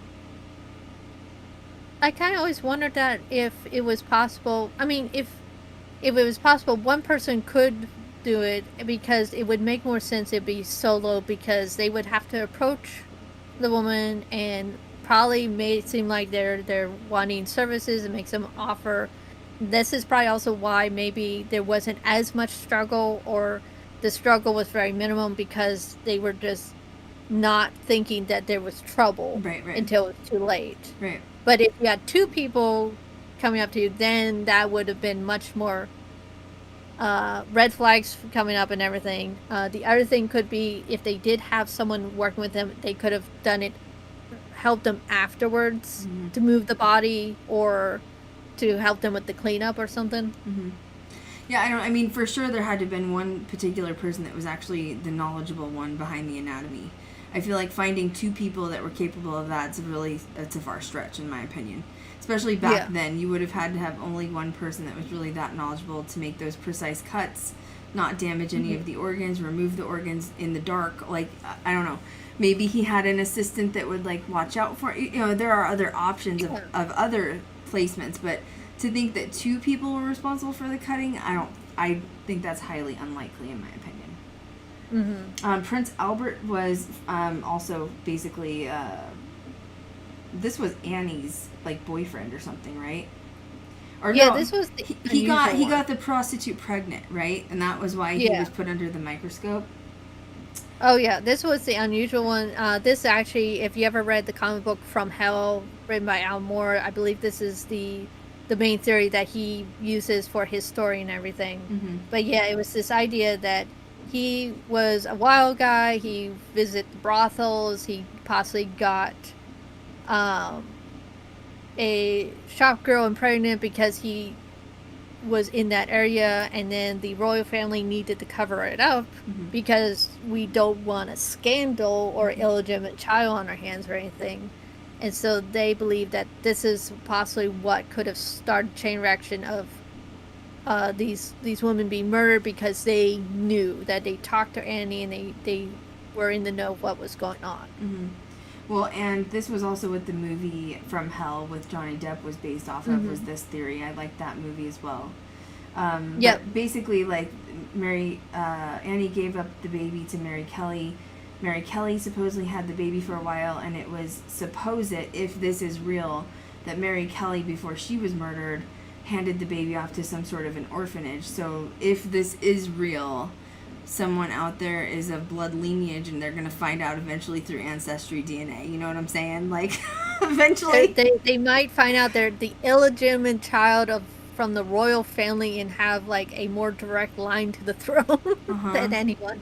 And the prince obviously slept with prostitutes. He did end up getting syphilis. He was put in an asylum and died from syphilis, which is sad. What they think possibly happened.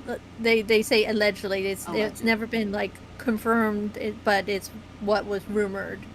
Once again, though, bringing in the royal family into light of the power and money that could play into possibly removing people out of their way and becoming, like you said, a scandal, essentially. Well, you also have to think, like, this would be even more so because this was still, Queen Victoria was still around, and the royal family had even, I think, probably even more power than they do. I'm not sure how much power they have today, but they had quite a lot of power with Queen Victoria time, so they could really get things covered up if they needed things just to go away.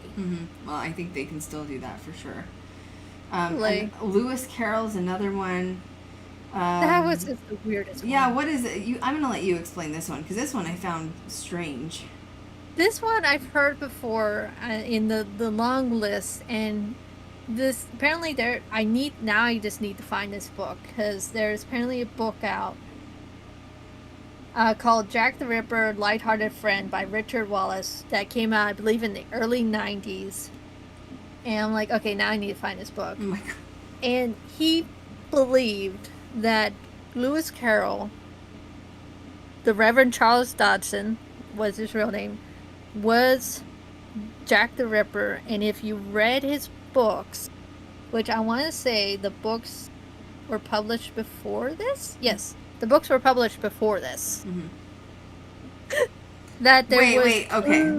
Wait, okay. The books were published before this, so then how do we come to the conclusion of it? It's just theory, mysterious theory, or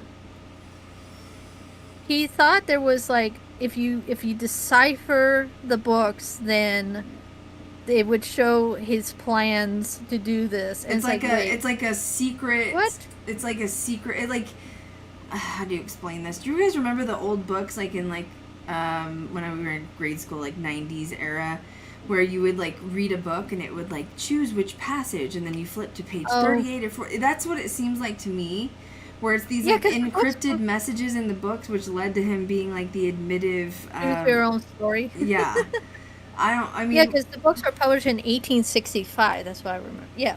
So the Alice in Wonderland was published in so it was like 1865. a precursor of what he was going to do in 15 years.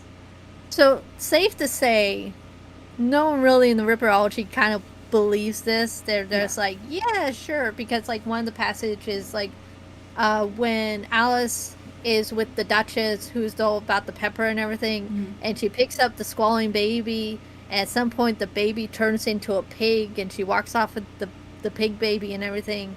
He thought that was somehow a message somewhere in there of his intention. Right, like It the was almost butcher, like the apron, the butcher, like the cutting out the uterus type of thing. Like, yeah. Yeah, it's one of those like, okay, it's like one of those like, it's not even a matter of like squinting and looking sideways. It's more like, I don't see it. I don't know how you saw it. I don't know, but okay, good luck. Yeah, I will. Yeah. Once again, you have to take into account that I really think that the person had some sort of anatomy background, which means they were a doctor or surgeon. That's the only thing that makes sense to me at that time. Which wouldn't have worked with Lewis Carroll Right. because he was a An mathematician. author. Right. Well, and an author. Right. Yeah. Wrote book. So what? Yeah. Like 2 + Yeah. 2 = 68. I don't think so. Like, but okay. But that's once again one of those far-fetched things, sort of like the H.H. Holmes thing of like, okay, well the stories kind of line up, but then again, now there was a doctor, Dr. Thomas Neal. So he was executed for another unrelated murder, but Which I think there's a book that came out recently more about him. So his final words before persecution were, "I am Jack the Ripper." Are you sure? Do you just want to be? It might have been a little garbled at that point. So yeah, I mean, whatever. So, but I mean, he's a doctor, so maybe he just wanted to take that to the grave. I don't know. To me, that sounds far-fetched too. Match up. Also, his MO wouldn't match up because apparently he was a poisoner. So it's like He killed his victims through poison and such. So I'm not sure how we jumped from poison to butchery. Neck, throat. Yeah, it's like, okay, no, I think you just want to be. Now the next one is Mary Jill, the quote Ripper. She was the only female suspect who was convicted of murdering. She had a couple other like lovers that she basically committed murders of, and it was suspected that she could be an option. They said that people claimed seeing her with bloodstained clothing walk around, and that they do believe she was a midwife at that time. There was some DNA testing that happened with her in 2006, but it came back inconclusive. So this is where the theory comes in of, was Jack the Ripper a woman? Was it Mary, this woman, or was it another midwife? Once again, talking about the 1880s, where if women were pregnant or going to be bearing children, they usually had a woman around as a midwife because they were more susceptible to being able to deliver the child with the uterus and not having men involved with the birth of the child. I don't know. I mean, it's an interesting theory. I'm not going to say never. But I just feel like if you're overpowering a prostitute in the dark somewhere, Yeah. you know, you're talking about overpowering a human being, even if it's like not the actual like dissection part. That would be really hard for a female to have the strength to overpower another female.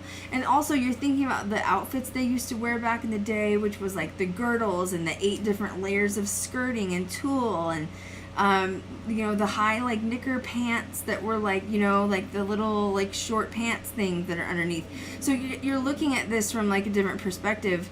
You wouldn't be accepted in society if you weren't wearing those sort of garble. So how would someone wearing a girdle and mini girdles attack another then you have to bend down on the ground and execute the dissection.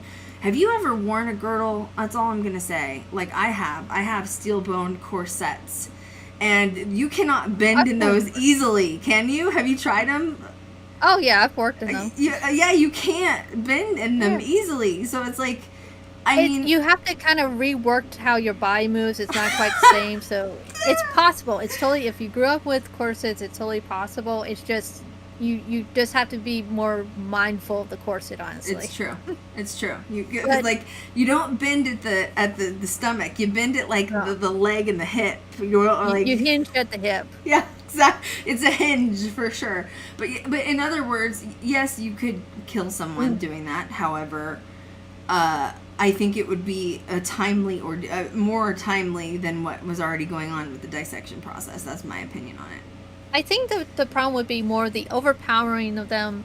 I don't think the bodies would really move too much from where the murders happened, so it'd be one of those overpowering, moving the body around would be more difficult. Now, this could be where the idea of a accomplice could work. If she had an accomplice, then it would be easier to do that. But it would definitely be much more difficult, especially her approaching them to get them into a state of like not realizing that they were in danger and everything, and doing the act and everything. So I don't think it's impossible, but it definitely would be much more difficult. Well, and you look at the male ideology, which is what I think it was someone that had a mommy issues and that was just attacking women because they needed to take their aggression out.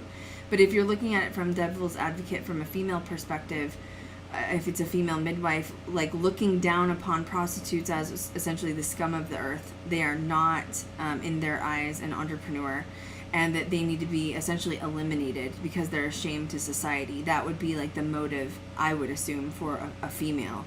I don't think it would be out of jealousy or hate. I think it would be out of eliminate these people that shouldn't be a part of our, building in this community. The only thing I could see them being connected would be if the women had been somehow, if she thought that they had been lovers of True. Of her Okay. husband, Good. Yeah. or, True. had been not her husband but her lover, had been somehow romantically or just physically connected to her lovers and whatnot, and she wanted to take her anger out on them that way. But Still I know sometimes overpowering. talk about women be more poisoners than aggressive, Yes. like this was. It's true. If you do any criminal psychology, because once again I'm studying because I'm obsessed with it, women, even suicides, if you're talking about female suicides or women that are murderers, they do things the least messy possible. So one side is if you unalive yourself, you don't want to do it in a way that you will leave a mess for others to clean up, where men will just take a gun and that'll be the end of it. They don't care what they leave behind. And it's the same on the murdering side. When you have, like, think of Dorothea Puente. You know who she was, the little old lady serial killer? She was killing people and literally taking their... I know. I don't know how this 80-year-old woman was dragging bodies into her garden. But but once again, she didn't want to leave a mess. So she knew to bury them in the ground. That is the way... She had to have everything prepped. That's the only thing I can figure. She had it all prepped and ready to go. But, like, literally, so she didn't want to leave a mess, and she didn't... You're right. Women serial killers don't really like to do it messily, quote unquote. I mean, Eileen Wuornos is another kind of discussion, but, like, she also had daddy issues and vengeance. But, like, this person was, like, they didn't see these people as human. They saw them as an experiment. And I feel like, and, like, it was literally a dissection. I don't think they had remorse for the person at all. Well, I think that's where the difference could be, where if it was a female and how grisly it was, it would be something of a passion of getting revenge on them and just wanting to erase everything from them, essentially. With poisoning, it seems to oftentimes be, I think, more... they know the people, they have some sort of emotional connection with them. They don't want to... They justify in their mind, I'm going to kill these people, but I want to do it in the least painful way possible. Weird stuff. Yeah. Painful way possible. But with these, it was very passionate and like, I want to just destroy you. Well, and that's, I think, the difference too in how the murders outplay too. Because if you look at someone who just poisons somebody and that's it, they're dead. And then you look at someone who's like vengefully, like not Jack the Ripper even, because Jack the Ripper, yeah, they did the cut the throat thing and then they did the dissection. But if you look at other serial killers where they violently attack people, even Ted Bundy, like knocking someone out with a sledgehammer, or like when they say they came up and they had 150 stab wounds, that is like anger, vengeance. Like, I need to get my anger out on this person. So it is interesting how this, although Mary Kelly, like the last one, was like super, super mutilated, it wasn't in it was in a scientific way. I know that sounds strange. Like, it was done in a non-mutilated sort of way because it was done in a dissection direction. So it was strange. Like, she really was taken apart and everything, and wanted to see every piece of her. Mm-hmm. So it does make you wonder, what was the motivation behind it? And it was always in the uterus, the female parts. It is strange. It's very strange.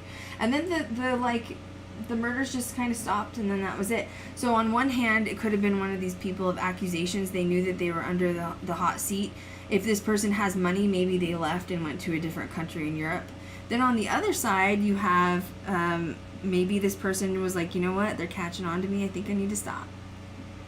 Yeah. Well, I mean, this is where I wonder, let's say if Mary Kelly was the actual last one that Jack the Ripper did, it makes you think that this was either perfect opportunity, we have it in a room, private, we can do whatever we want, or this person was special, they had some sort of connection with them, they saved her for last because she had some link with the person. Which could go back to the Prince Albert theory. Yeah. But I think that's one of the reasons why they keep going back to that one. Yeah, it's because they were all linked. Because they were all kind of in a friend group, too. So the last thing is the paranormal activity is just unbelievable. There's paranormal activity connected to all of these locations. So Catherine has been spotted near, quote, Ripper's Square, which is really interesting. People have seen her, like, apparition. And then, like, a body where it looks like where she was found, and it has a glow around her. I found that really interesting. And Annie Chapman was found in the backyard. People hear her gasping or breathing for air. They can hear, like, the sounds or the swishing of a knife. They've also seen what it looks like a headless apparition of a woman that is seen walking in the backyard, down the street, and outside the alley. Oh my God, Jesus Lord! Which I find weird. I have to look back because, like, I know her throat was slashed, but I don't remember it being like cut so far that the head was removed. It may not have been, but it may have just been like almost residual activity where like there was so much trauma done that it's just a replay. It may not actually just be her. It might just be that tape player stain in the atmosphere. There's another 10 Bells pub. We've heard about this. This is one of the most famous ones. This is where people claim that they see Annie Chapman and Mary Kelly in the pub frequently. Mary Kelly's bloody handprint is said to reappear on the wall of the room at 13 Miller's Court where her body was found. And in the 90s at 10 Bells pub, once again, there's 10 Bells pub is always all over talking about Jack the Ripper. Like, it's very connected. They say there's a phantom of a man that's dressed in Victoria clothing, an apparition, and they'll see him lying in the bed next to them. So I would love to go there someday and just do a full investigation and dissect the shit out of the whole case, wouldn't you? And honestly, these sightings make me wonder, like you said, I wonder if most of these might be just not intelligent but more residuals just because they were such grisly acts and so traumatizing to the area that it just really did stained it onto that space. And it might not be an actual like intelligent haunting, but just around the anniversary it just goes off. We're gonna get there someday. We're gonna go there and we're gonna film because it's gonna be amazing. So that's the tea on Jack the Ripper. So who do you think was Jack the Ripper? I'm not sure. I mean there's so many different ones, different suspects. He was Lewis Carroll. No. He planned it so long ago. It was Sweeney Todd. That was just kidding. Which they think Sweeney Todd was obviously based on the character too of like slashing the throat type of thing and like a screenplay. And it's Walter Sickert, the painter and everything. Like there's like 2 books out now that the writer Patricia Cornwell has done. She did originally Portrait of a Killer in 2002, and then recently she did another one called Ripper, which is more about the painter and everything. So apparently she's very gung-ho that this is the Ripper. Wow. I'm not so sure because they base a lot on the paintings. Mm-hmm. And I'm like, well, the news was everywhere. I mean, Mm-hmm. if you see all the news and you see the description, your artist, your imagination will do the rest just fine. I don't think he's the Ripper. I agree. I don't know if it's any of these people in particular. I think that if anyone could be squared, Yeah. in my opinion, it may have been Prince Albert, but I don't think it was him doing the murders. It was like if he was part of the royal family, he had money to pay someone to do it, to make it look, so that sounds more feasible to me, just because he supposedly did get her pregnant and then all these people were connected.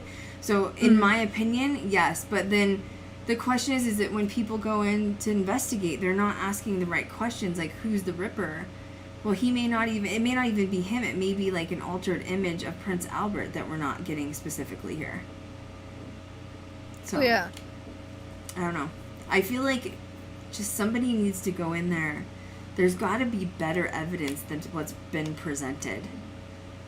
Like, with the Jack the Ripper, I feel like it might have been, they interviewed so many people, they had so many suspects that just slipped through and everything. I could see it was someone who wanted to tease the press and tease the cops about who they are, who did the murders and everything, stopped when it was getting possibly too close or they were getting too close to being caught, and just went into hiding and disappeared. Like, but I know sometimes they talk about how with serial killers, it's not like something they can just stop and never do again.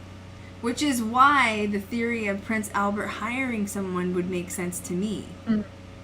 Because he was just hired to do some murders, not necessarily doing them out of the serial killer ideology, like criminal. Not driven to it. Exactly, not driven. He was hired to do it. Or hired to make it look like a serial killer.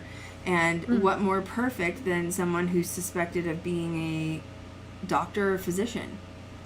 Well, do you think that maybe that they were doing that to distract the general public from possibly a scandal that could have been happening with the royal family? That 100. we'll have them focus on this and not think about that. Well, and you're focusing on something that doesn't even make sense, because you're looking for a serial killer who clearly has some sort of anatomy experience. You're never going to find him. You're never going to find him. So, but you're stirring up drama on, like, just with the people itself. So you're completely distracted from what is actually could be happening, which is possibly Prince Albert getting prostitutes pregnant. Clearly, if you're sleeping around that much to get syphilis, you've done something wrong. If that's what happened. Once again, I feel like there's so many files that could be accessed even on that. Like, what allegedly he got syphilis and ended up in an asylum. Why is this alleged? Like, I feel like those stories don't just come out of anywhere. There has to be some sort of facts behind it. How come someone hasn't tried to access some sort of records on it? There's got to be records somewhere. That's where Eilfie comes in. She will be in the libraries living there for 2 weeks. I think the problem is this would come back to the royal medical files, the royal medical field area that probably keep those files under lock and key and let no one see them. And that's probably why no one has figured out who did it, honestly. Yeah. And the thing is, too, it's crazy. It's crazy.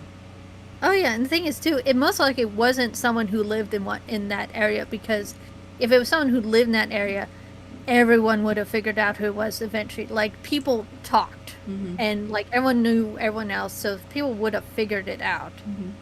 So I think it was someone probably outside of the Whitechapel area, possibly someone who had money to be able to afford to basically keep themselves out of the list of suspects, or at least keep it low that they wouldn't be suspected. I agree. And especially if it was an aristocrat person such as a surgeon or a doctor, it would be easy to hide.